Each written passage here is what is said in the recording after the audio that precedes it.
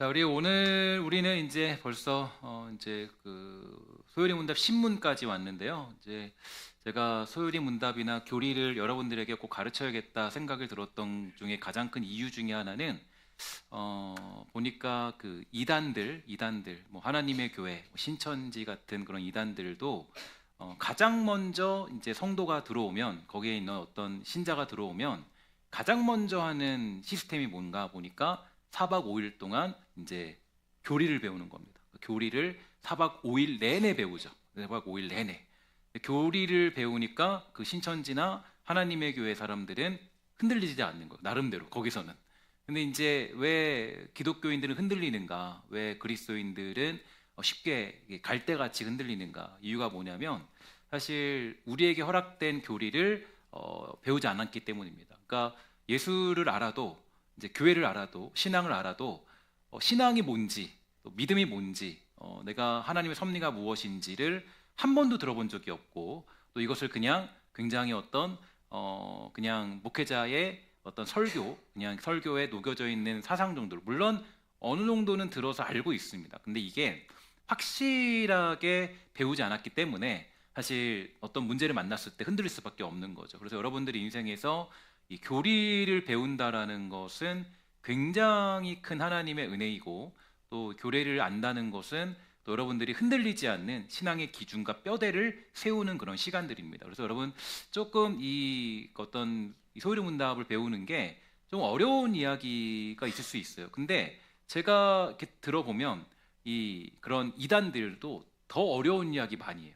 더 많이 하는데 다 듣습니다. 그래서 여러분들, 제가 조금 어려운 용어를 사용하고 조금 여러분들이 좀 힘든 이야기를 해도, 제가 힘든 얘기를 해도 여러분들이 잘 들어주시고, 또 여러분들이 좀 잘 따라와서 정말 나의 신앙을 잘 정립하고, 또 신앙을 잘 이렇게 기준을 세우는 그런 시간 되기를 소망하는 마음으로 이렇게 말씀을 준비하고 있어요. 그래서 때로는 매번 준비할 때마다 사실 저도 굉장히 열심히 준비합니다. 열심히 준비하고 오랜 시간 동안, 제가 이거를 이번에 또 준비하는데 한 3일 걸렸거든요. 3일 걸렸는데 3일 동안 계속 쓰는 건 아니죠. 근데 계속 생각하고 또 생각하고, 자다가 또 생각하고 또 쓰고 또 쓰고 3일 정도 걸리거든요. 근데 교리를 하나 설교하려면 제가 이제 3일 정도 걸린다. 3일 정도 걸리는데 굉장히 이제, 그래서 시간이 좀 이렇게 촉박할 때도 있지만 제가 이제 어쨌든 목회자로서의 사명은 다해야겠다. 목회자로서 제가 그냥 여러분들 선동하는 이야기나, 그냥 여러분들 기분 좋게 하는 이야기들이나 뭐 그런 것들에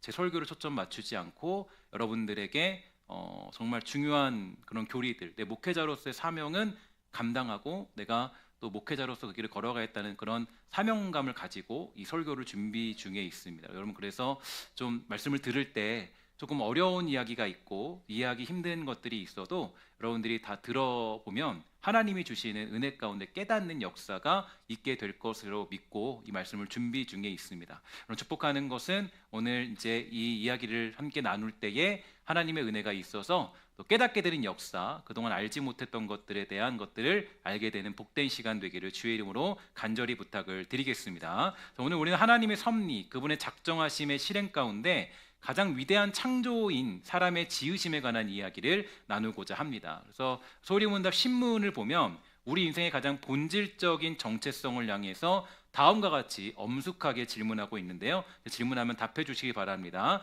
하나님께서 사람을 어떻게 지으셨습니까? 하나님께서 사람을 남녀로 지으시되 자기의 형상대로 지식과 공의와 거룩함이 있게 지으사 모든 생물을 주관하게 하셨습니다. 아멘. 이 고백이 우리에게 주는 유익과 메시지는 어떤 것이냐면, 세상을 살아가면서 우린 여러 가지 상황들로 인해서 절망을 느낄 때가 많이 있겠죠. 왜 나는 이 정도밖에 되지 않는가? 또 조금만 몸이 아파도, 경제적인 어려움이 닥쳐와도, 혹은 세상의 평가에 무너질 때 우리는 나는 도대체 왜 태어났고 무엇을 위해 살았는가? 라는 질문을 던질 때가 한두 번도 아니겠지만, 오늘 성경과 소요리 문답 제 신문은 그러한 우리의 인생이 얼마나 위대하고 대단한 가치와 종기가 있는지를 보여줍니다. 특히 성경이 증언하는 인류의 기원은 세상의 학문과 차원이 다른데요. 세상의 진화론자들과 과학 만능주의자들은 우주 앞에 인간이 그저 먼지 중에 하나, 우연히 어쩌다 보니까 생겨난 존재라고 치부해 버리죠. 그러니 어떻습니까? 인간이라는 존재가 사실 그리 존귀하지 않습니다. 진화론을 보면요, 인간은 사실 벌레와 같은 존재와 별 다를 게 없겠죠. 특별하지도 않아요. 어쩌다가 이렇게 진화하다 보니까 어떤 거는 벌레가 되었고 어떤 거는 인간이 된 것입니다. 그러니까 이게 보통 진화론의 특징이고 설명이라고 얘기할 수 있을 텐데요. 그러니까 인생이 얼마나 허망하고 아무런 의미가 없을까요? 그러니까 벌레가 죽는 것과 인간이 죽는 것이 별로 차이가 없는 거예요. 그러니까 이제 여러분 잘 알 것입니다. 이 강아지를 키워봐도 진화를 키워봐도 벌레를 키워봐도 전혀 인간과는 완전히 다른 존재라는 것을 우리는 알 수가 있게 되는데요. 이 진화론의 가장 큰 괴로움은 무엇보다도 우리는 그저 우연히 발생했다가 사라지는 허무한 존재로 치부해 버린다는 것이겠죠. 그러나 창조론은 다릅니다. 루이스 벌코프가 이렇게 우리 가르쳐 줬는데, 인간의 본질과 정체성은 결코 물질 세계 내부에서 스스로 정의될 수 없다. 인간은 오직 하나님과의 관계 안에서만 비로소 정의될 수 있다라고 이렇게 얘기를 했습니다. 하나님께서는 세상을 필요로 하지 않으셨지만 오직 자신의 무한한 사랑과 기뻐하심을 따라서 이 땅을 창조하셨고, 온 우주 만물은 오직 사람을 위해 창조되었으며 인간은 천지창조의 중심이자 왕관으로 지음받았음을 분명히 해주고 있는 것이죠. 그래서 이 창조론을 믿고 살아가는 인생과 진화론의 인생은 판이하게 다릅니다.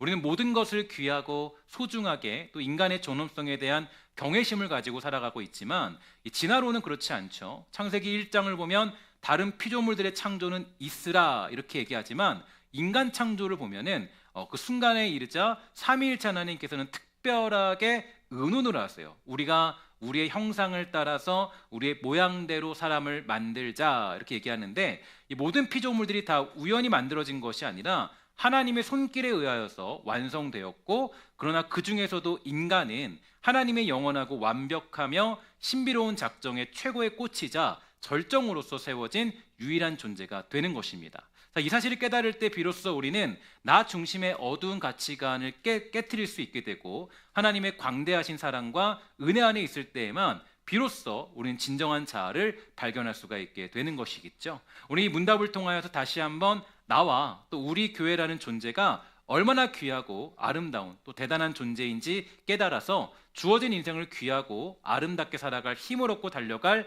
능력을 얻는 복된 시간 되기를 주의 이름으로 간절히 부탁을 드리겠습니다. 자, 그럼 오늘 소요리 문답 신문을 조금 더욱 상세하게 살펴보도록 할게요. 이 소요리 문답 신문을 보면 이 창조 당시 인류가 지닌 지위와 사법적인 사명을 명확하게 규정하고 있는데요. 특히 데오리 문답 17문을 보면은 하나님이 아담을 흙으로, 하와를 아담의 갈비뼈로 만들었다는 사실을 조금 더 강력하게 강조해주고 있습니다. 그리고 특별하게 그들의 마음속에 하나님의 법을 기록하시고 피조물의 통제권과 함께 하나님의 법을 지킬 수 있는 능력까지 주셨다, 이렇게 덧붙여서 선포해주고 있는데요. 즉 인간이란 존재는 원래부터 무력한 기계로 창조된 것이 아니라 하나님의 법을 온전히 순종하여 지킬 수 있는 도덕적 실력과 완전한 영적인 자유를 품고 만들어지게 된 것이죠. 특히 오늘 문답의 내용을 보면 하나님은 사람을 남자와 여자로 지으셨다라고 이야기합니다. 여기에는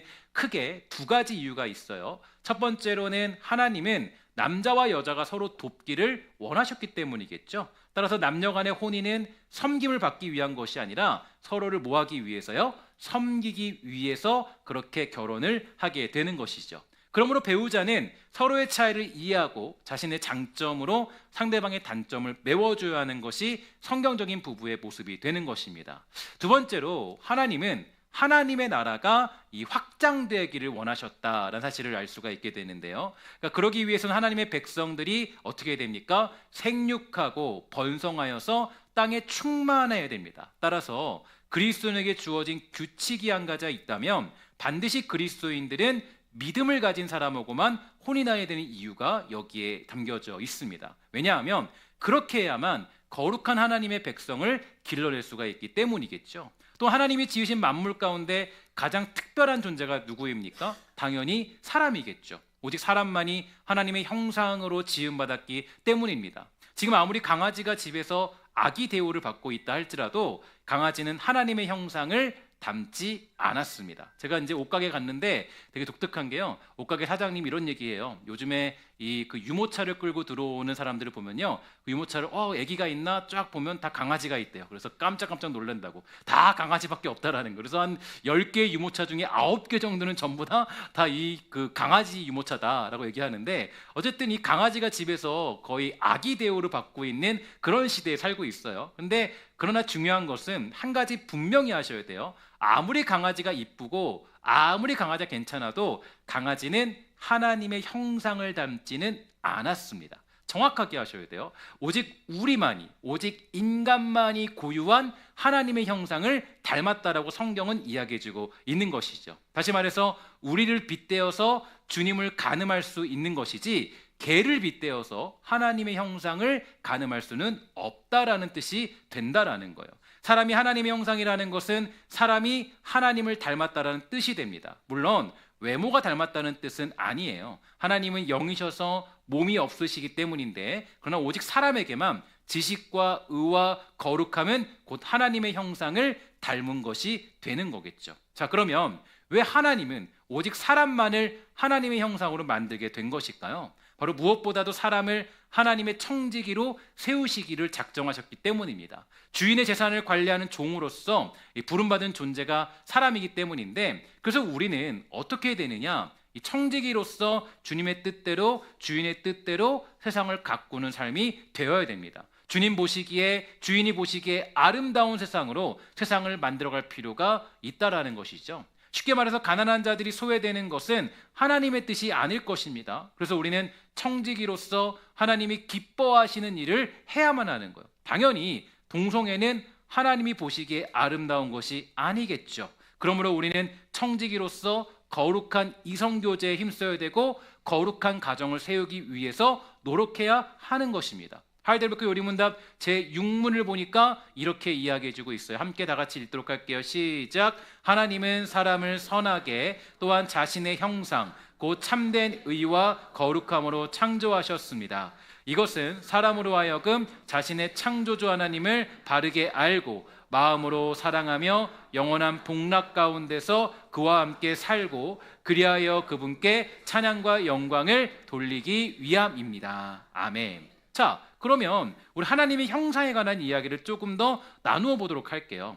루이스 뻘거프는 하나님의 형상에 대해서 이 미시적인 의미와 거시적인 의미로 나누어 설명했는데요. 먼저 거시적으로 보게 되면 하나님의 형상은 동물과 구별 지어주는 영적이고 인격적인 존재 방식을 의미해주고 있습니다. 이 형상은 우리가 죄를 지었지만 타락한 이후에도 완전히 소멸되지 않은 채 남아있게 되었는데, 그래서 일반 은총적인 면에서 많은 사람들이 학문과 어떤 질서, 선한 것을 추구하는 것, 도덕적인 사회적 질서들을 따르고 지키는 것을 거시적 의미로 볼 때 하나님의 형상이다라고 정의할 수가 있겠죠. 또한 미시적으로 보면 하나님의 형상은 오늘 우리가 살펴본 문답서에도 나오는 것처럼 어떤 얘기냐면, 참된 지식과 공의와 거룩함의 영적인 도덕적 성품을 의미해주고 있는 것이 미시적인 하나님의 형상의 의미예요. 벌거프는 이것을 두고 이렇게 정의해줬습니다. 창조주 하나님과 진정한 영적 친교를 나누기 위한 도덕적 완전성이다, 이렇게 얘기했는데요. 좁은 의미로 볼 때 하나님의 형상이 유일하게 하나님과 교제를 나눌 수 있는 방법이 되는데, 원래 인간이란 존재는 타락 전 하나님을 아는 참된 지식에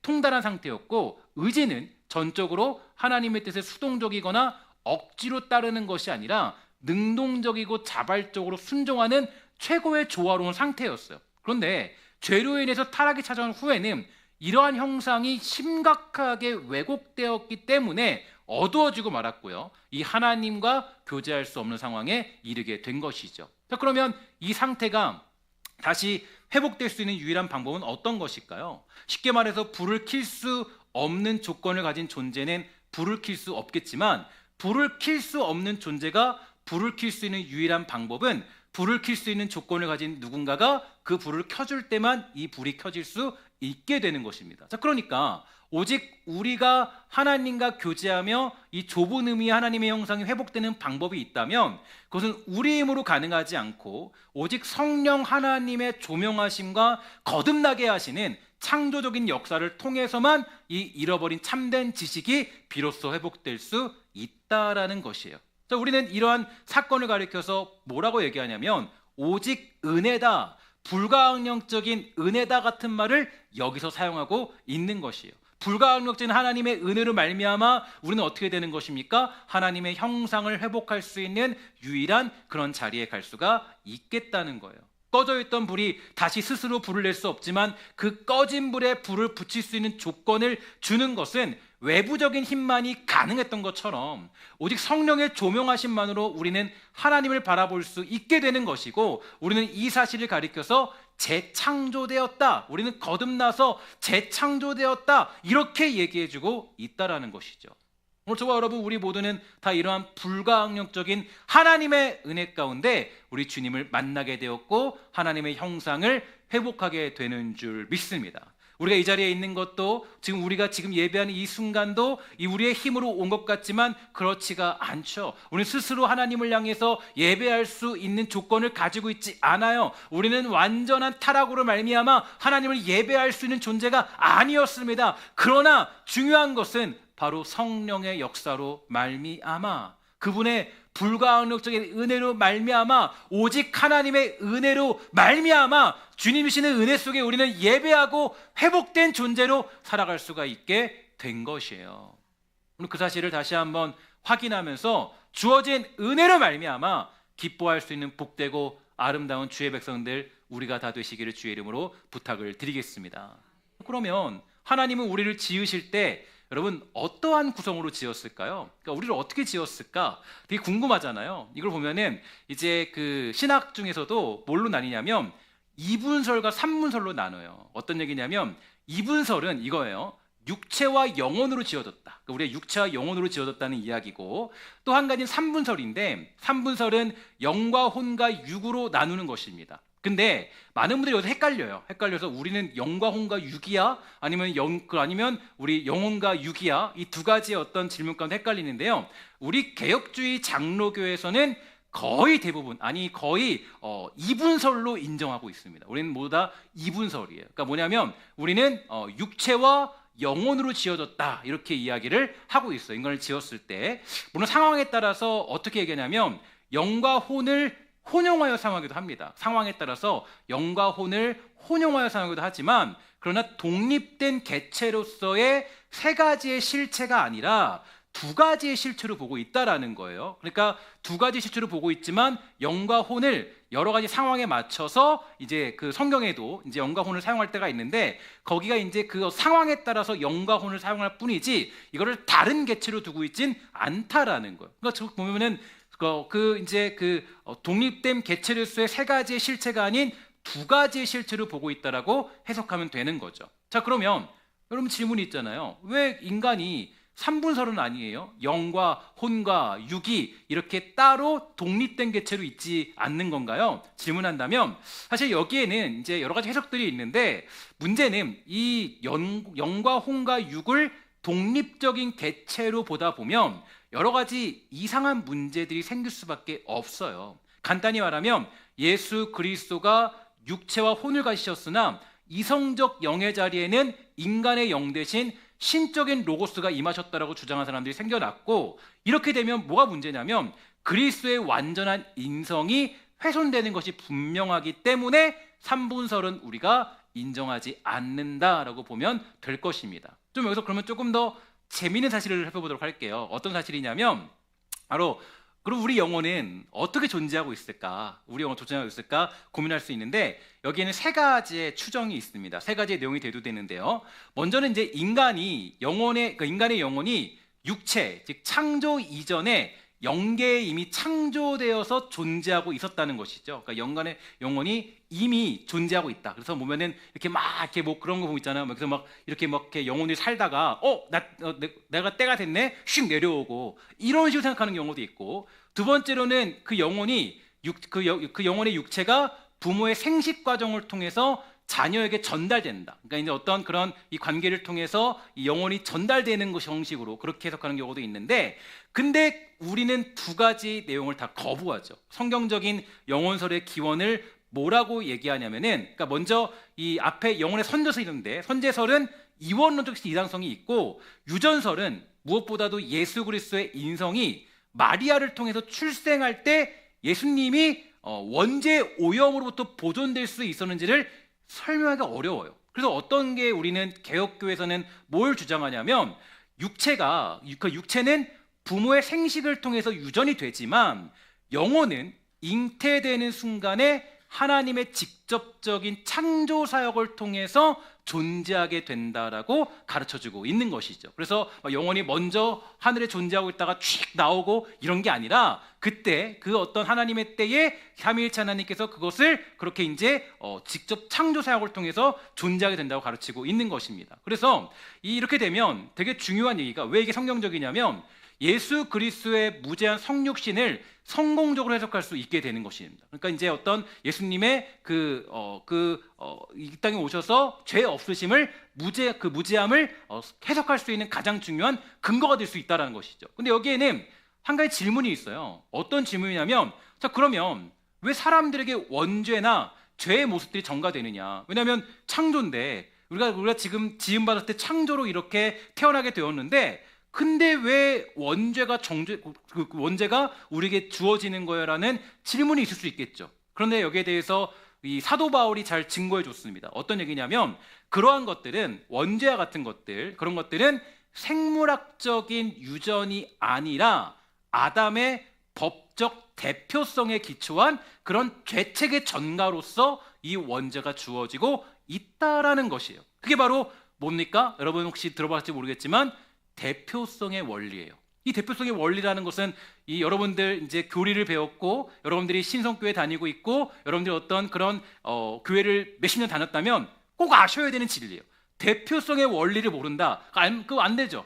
대표성의 원리예요. 이 대표성의 원리에 따라서 우리 예수 그리스도의 죽으심으로 인해서 구원을 받고 하나님의 자녀된 것을 얻게 된 것 아니겠습니까? 그리스도의 십자가의 죽음이 곧 뭐예요? 그게 대표성의 원리죠. 그분이 죽으심으로 말미암아 우리는 다 구원받게 된 것입니다. 그게 바로 뭐냐면 대표성의 원리예요. 그 원리에 따라서 우리는 원죄도 주어지는 것이고 우리의 죄의 문제도 해결될 수 있다라는 거예요. 이처럼 성경적인 인간론은 결코 우연하게 지어진 것이 아니라, 하나님께서 우리의 어머니 모태에서 육체를 빚으실 때 오직 삼위일체 하나님의 직접적인 설계와 작정 가운데 우리의 영혼을 친히 무로부터 창조하여서 불어넣어 주신 신비로운 존재가 바로 우리라는 사실이라는 것을 성경은 증언해주고 있다라는 것이죠. 자, 그리고 이러한 사실을 깨달았을 때 비로소 우리는 주어진 인생을 더욱더 값지고 복되게 살아갈 수 있고 은혜 가운데 살아갈 수 있게 된다는 것을 볼 수가 있게 되는 모습입니다. 오늘 저와 여러분, 우리 모두가 삼위일체 하나님의 깊으신 뜻 가운데 지음받은 존재라는 사실을 깨닫고 주어진 인생을 귀하게 쓰임받기를 갈망하는 저와 여러분, 우리 모두가 다 되시기를 주의 이름으로 간절히 부탁을 드리겠습니다. 자, 그리고 이렇게 귀하게 지음받으면 우리와 하나님은 이 행위력을 지음받은 우리가 하나님께서 이제 이렇게 지으셔서 귀하게 지으셨으니까 우리가 행위 언약을 맺으셨는데요. 하나님은 아담에게 그 완전하고도 개인적인 순종을 조건으로 생명과 영원한 복락을 약속하셨어요. 이게 뭐냐면, 선악을 알게 하는 나무의 열매를 먹는 것은 사망의 형벌로서 금하셨습니다. 이것이 뭐냐면 행위 언약이죠. 그래서 이 말은 아담이라는 존재가 영원히 그대로 고정되어 있는 상태가 아니고 가변적 상태였는데, 쉽게 말해서 범죄하지 않을 수 있는 능력과 죽지 않을 수 있는 복된 상태로 지음받은 건 맞아요. 분명하지만 동시에 뭐가 있냐면, 시험을 거쳐서 영원히 타락하지 않는 확정된 생명의 자리로 나아가야 하는 자리에 있었던 것입니다. 그럼에도 불구하고 특히 아담은 온 인류의 법적, 도덕적 대표자 아니겠습니까? 근데 문제는 뭐냐면, 이 아담이 하나님의 형상을 버리고 사단의 속임수에 넘어가 버리고 말았다는 거죠. 결국 그 넘어짐으로 인해서 그는 참된 지식과 공의와 거룩함이 전적으로 상실되고 말았는데, 여기에 대해서 신학자 존 머레이가 이렇게 얘기했습니다. 아담의 타락으로 인해서 인간은 전적으로 부패했고 스스로의 의지와 이성으로는 선을 행할 의사도 능력도 모두 상실한 비참함 속에 갇혀버렸다. 즉 하나님과 맺었던 행위 언약을 깨트렸기 때문에 하나님이 주신 완전한 것들을 다 잊어버리게 된 것이에요. 상실하게 된 것이에요. 자, 그렇게 되면 어떻게 됩니까? 인간에게 찾아온 문제가 있죠. 첫째로 선지자적 지식이 깨어져 버렸어요. 두 번째로 제사장적 거룩이 깨어져 버렸습니다. 세 번째로 왕적인 공의가 깨어져 버렸습니다. 선지자적 지식이 깨지니까 창조주 대신 피조물을 숭배하는 영적 맹인이 되고 말았고, 제사장적 거룩이 깨지니까 하나님이 아닌 자기 자신과 세상 재물을 숭배하는 자가 되어버리고 맙니다. 왕적인 공의가 깨지니까 사탄과 죄와 사망의 세력 아래 살아가는 존재가 되어버리고 마른 것이에요. 그러나 중요한 것은 우리 하나님은 그러한 인간을 그냥 두지 않았죠. 여기서 이제 은혜 언약이 등장하는 것인데, 행위 언약에서 은혜 언약이 등장하는 것인데, 우리 주님은 실패했다고 인간, 그 귀하게 지은 인간을 버리지 않으셨어요. 그리스도께서 은혜 언약의 중보자가 되셔서 아담이 실패한 행위 언약의 온전한 율법의 요구에 대해 완벽하게 순종하셨고, 뿐만 아니라 우리가 율법을 파기하여 받아야 됐던 사망의 저주와 하나님의 진노하심을 십자가에서 온몸으로 받아내심으로 우리의 모든 죄값을 다 치르셨는데, 이러한 일로 인해서 우리는 그리스도와 연합하는 자리에 갈 수가 있게 되었고, 그리스도께서 이루신 완벽한 의가 우리에게 전가되어 의롭다 칭찬받을 뿐 아니라 성령께서 우리 안에서 놀라운 재창조의 역사를 시작하시게 된 줄 믿습니다. 죄로 인하여서 깨어졌던 하나님의 형상이 회복되었고, 상실되었던 삼중직의 영광이 거듭난 성도 안에서 다시 살아나기 시작하는 것이죠. 이것을 우리는 뭐라고 얘기하냐면 인간의 재창조다. 그리스도의 죽으심이 곧 무엇을 이야기하냐면 인간의 재창조, 완벽한 재창조로 얘기하는데, 이 재창조의 역사는 우리가 창조 당시에 아담이 가졌던 지위보다 훨씬 더 놀랍고 안전한 자리로 부름받게 된 것입니다. 왜냐하면 아담은 분명히 완벽하게 지음받았지만 어떤 가능성이 있어요? 타락할 가능성을 가지고 있었죠. 그런 상태였어요. 그러나 그리스도 안에서 재창조된 우리는 성령의 견인, 즉 우리 성도의 견인이 있지 않습니까? 성도의 견인은 하나님이 보장하시는 거예요. 그러니까 우리는 실패할 리가 없는 것이죠. 다시는 타락할 염려가 없고 영원히 보장된 하나님 나라의 완전한 상속자의 지위에 이르게 되었기 때문에 우리는 이 재창조, 이 예수 그리스도를 믿게 됨으로 얻게 되는 재창조의 이 사역이 우리 안에 가장 위대한 재창조라는 것을 고백할 수가 있게 되는 것이에요. 그러니까 여러분들, 우리 모두가 아담이라는 그 사람보다 더 위대한 지위에 있는 거예요. 대단한 여러분 사람들이에요. 예수 믿는 사람들은 대단한 사람들이죠. 아담은 타락할 가능성을 자기 스스로 가지고 있었지만, 그러나 우리 인간이란 존재, 그리스도를 말미암아 연합되고 그리스도를 말미암아 새로운 길에 서게 된 우리는 그리스도께서 여러분의 구원과 완성을 보장하고 계신 거예요. 이게 우리가 누리는 위대한 믿음의 자리가 되는 것입니다. 그래서 여러분, 이게 여러분들 그냥 예수님이 나를 구원하신데 이렇게 알면 여러분 되게 어떤 일을 만나면 불안해요. 여러분, 예수 믿다가 죄 지어야 안 져요? 죄 짓죠? 불안한 모습 있죠? 그러면 그때마다 어때요? 아이고, 내가 구원받았나? 나 어떻게 예수 믿고 살고 있나? 나 괜찮은 사람인가? 나 정말로 어떤 하나님 나라 갈까? 그런 생각 많이 하잖아요. 그런데 이 인간론에 대해서 정확하게 이해하기 시작하면, 우리가 왜 완벽한 재창조 가운데 있느냐, 이게 왜 우리 완벽한 재창조라는 정확하게 알게 되면, 그러면 우리는 흔들리지 않는 견실한 믿음의 기초 위에 설 수가 있게 되는 거예요. 얼마나 위대한 교리예요. 저는 이런 것들을 깨달을 때마다 정말 놀라워서, 제가 사실 이 재창조에 대해서 가장 깊이 깨달았던 적이 뭐냐면, 로이드 수 목사님의 책을 읽다가 거기에서 처음으로 이 재창조란 말을 보게 됐어요. 로이드 수 목사님의 그 조직 신학을 풀어놓은 이야기가 있거든요. 근데 그거를 되게 재밌게 풀어놨어요. 좀 긴데, 근데 그거를 쫙 읽다 보면은요, 이렇게 얘기해요. 그 재창조, 우리의 그 창조는 그 첫 번째 창조보다 훨씬 더 위대한 창조다. 왜냐하면 예수 그리스도의 죽으심으로 말미암아 보장되어서 타락하지 않는 성도의 견인 가운데 있는 완벽한 재창조를 의미하기 때문에 그러니까 얼마나 위대한 자리에 있는 것입니까? 그러니까 우리는 성령의 견인, 성도의 견인 은혜를 통하여서 다시는 타락할 염려가 없고 영원히 보장된 하나님 나라의 완전한 상속자의 지위에 이르게 되었다는 것을 믿으시고 주어진 인생 가운데 힘을 다하여 위대한 인생으로 살아갈 수 있는 저와 여러분 되기를 주의 이름으로 부탁을 드리겠습니다. 사랑하는 여러분, 우리는 하나님의 형상대로 지음받았고 비참하게 깨어졌으나 그리스도의 피값과 성령의 재창조의 역사로 말미암아 이 삼중직의 영광스러운 형상을 회복받게 된 줄 믿습니다. 그러면 이제 우리는 이렇게 회복되었으니 어떻게 살아야 되는 걸까요? 그죠? 세상 사람들의 고민과 똑같은 목표를 가지고 살아야 됩니까? 그렇지 않겠죠. 이제 우리는 하나님의 대리 통치자로서 회복된 삼중직을 가지고 영원한 소망과 그 부활의 소망을 가지고 살아가는 자답게 살아야만 할 것입니다. 자, 우리 함께 마지막 말씀 한번 읽어보도록 하겠습니다. 에베소서 우리 13절, 24절 말씀입니다. 함께 한 절씩 읽도록 하겠습니다. 제가 다 같이 읽도록 하겠습니다. 시작.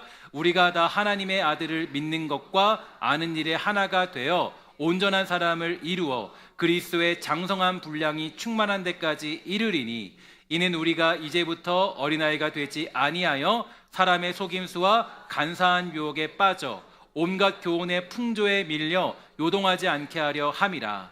오직 사랑 안에서 참된 것을 하여 범사의 그 일까지 자랄지라. 그는 머리니 곧 그리스도라.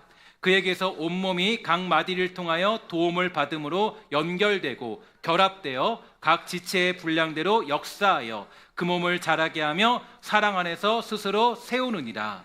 그러므로 내가 이것을 말하며 주 안에서 증언하노니 이제부터 너희는 이방인이 그 마음에 허망한 것으로 행한 같이 행하지 말라.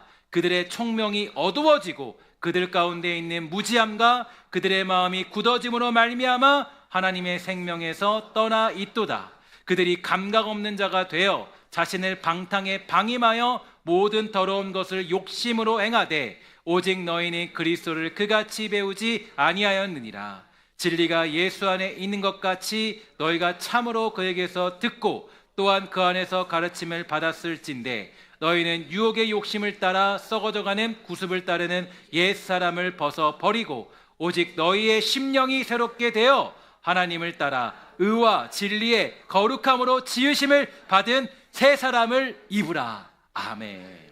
자, 여러분, 오늘 인간에 대한 이야기를 듣고 이 말씀을 읽으니까 조금 다르죠. 정말 하나님을 따라 의와 진리의 거룩함으로 지으심 받은 새 사람을 입으라. 여러분, 정말 우리가 이제는 새로운 재창조가 일어난 새로운 사람들이에요. 세상의 허망한 것들에 끌려다니지 않아도 되는 충분한 사람들입니다. 세상 것들을 부러워할 필요가 없어요. 근데 여러분, 아직도 우리가 세상 욕심에 끌려다니고 있다면 아직 여러분들의 지위가 무엇인지, 아직 내가 받은 그 재창조의 역사가 무엇인지 때로는 우리는 너무 쉽게 상실해버리죠. 여러분, 정말 축복하는 것은 하나님께서 여러분들을 그 은혜 언약 가운데 여러분들을 다시 새로운 창조로 인하여서 새로운 존재로 만들어 주셨습니다. 믿으십니까? 이 사실을 믿으시오를 말미암아 주어진 인생 가운데 성령으로 새롭게 되는 인생으로 정말 다시 한번 당당하게 위대하게 주어진 삶을 정말 명예롭게 살아가는 복되고 아름다운 성도들이 다 되시기를 주의 이름으로 간절히 부탁을 드리겠습니다. 기도하도록 하겠습니다.